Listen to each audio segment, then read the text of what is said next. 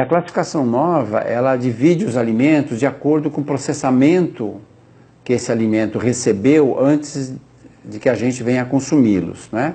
O primeiro grupo é o de alimentos in natura e aqueles que a gente chama de minimamente processados, né? Aí nós temos o arroz, o feijão, as hortaliças, frutas, o leite pasteurizado, a carne congelada ou resfriada, os ovos, batata, mandioca, que são alimentos que saem da natureza e recebem algum tipo de processamento, por exemplo, secagem, por exemplo, moagem. O segundo grupo é o grupo de alimentos de ingredientes culinários processados. Então nós estamos falando aqui das gorduras, do óleo, da manteiga, do azeite, do sal, do açúcar, do vinagre, que são substâncias que eu no final retiro de alimentos, ou da natureza, no caso do sal, mas eu uso para exatamente temperar, cozinhar, preparar os alimentos do primeiro grupo.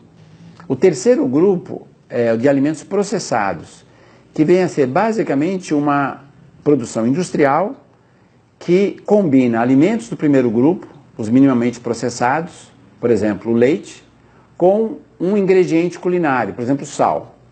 Então o queijo ou o pão são alimentos processados. Uma compota de fruta seria um alimento processado. O quarto grupo de alimento é uma coisa nova, é uma invenção da tecnologia alimentar. Eles não têm nada a ver com os outros, porque primeiro eles não têm como base um alimento, eles são na realidade formulações de amido, de gorduras, de sal, de açúcar, de proteínas extraídas da soja ou de qualquer outro tipo de alimento e muitos aditivos. Então, assim, são produtos de muito baixo custo e que graças a esses aditivos, corantes, texturizantes, aromatizantes, eles se tornam palatáveis e frequentemente hiperpalatáveis.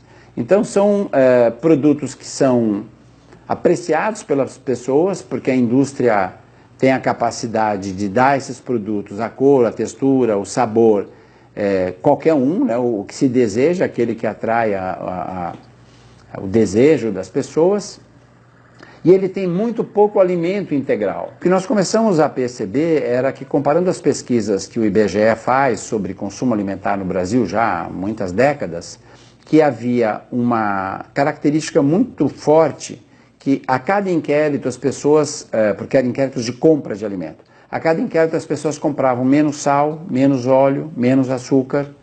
E aí nós tivemos um primeiro estranhamento em relação a isso, né? Porque esses são, em geral, os alimentos associados às doenças crônicas. Por outro lado, as doenças crônicas vêm aumentando no Brasil de uma maneira muito importante, né? Então nós achamos uma certa contradição em relação a isso. E maior contradição ainda a gente achou quando a gente verificou que, junto com a diminuição na compra desses ingredientes culinários, né, as pessoas estavam consumindo cada vez mais açúcar, cada vez mais sal, cada vez mais gordura. E aí a gente começou a verificar que, junto com a queda na compra de óleo, açúcar, sal, azeite, vinagre, as pessoas estavam cada vez mais comprando embutidos, barrinhas de cereal, cereais matinais, né, que na verdade não são bem cereais, macarrão instantâneo, sopas instantâneas, tempero instantâneo e até comida congelada, né?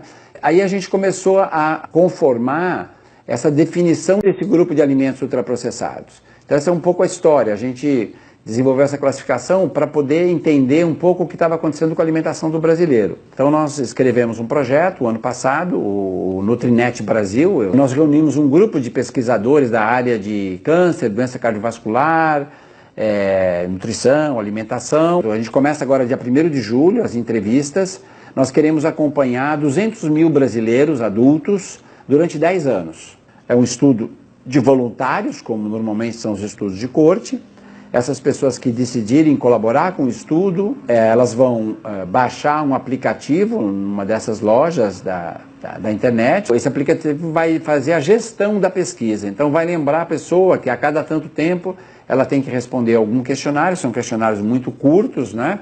E a gente, ao final dos primeiros 2 anos, nós já vamos ser capazes de testar aqui no Brasil a hipótese da relação entre alimentos processados e várias doenças crônicas, né? No início nós vamos poder estudar a associação com obesidade, diabetes, hipertensão, que são os fatores de risco mais importantes para doenças crônicas, e com mais segmento nós vamos poder estudar doenças cardiovasculares e os tipos de câncer que estão relacionados à alimentação.